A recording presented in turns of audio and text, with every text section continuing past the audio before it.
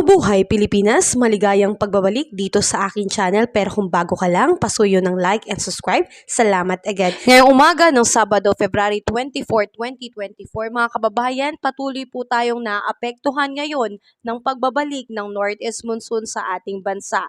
Ang apektado po dito ay ang extreme Northern Luzon. Kaya asahan po natin ng maulap na kalangitan na may mahinang pag-ulan ang mararanasan sa mga isla ng Batanes at Babuyan.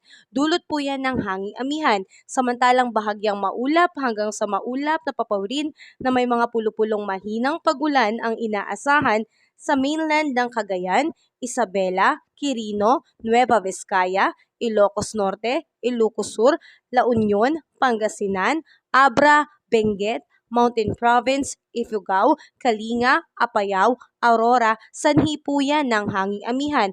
At mga kababayan, dito naman po sa Metro Manila at ilang natitirang bahagi ng ating bansa, asahan po natin ang pagkakaroon ng partly cloudy to clouded sky with isolated rain shower and thunderstorm.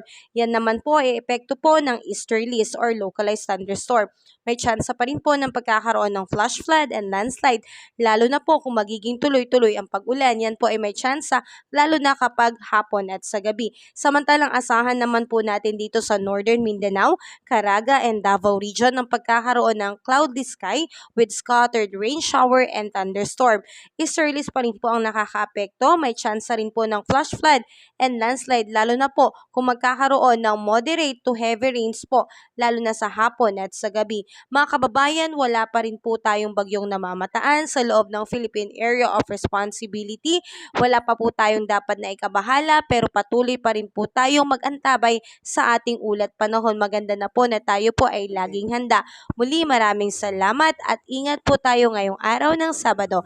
Have a happy weekend po sa lahat.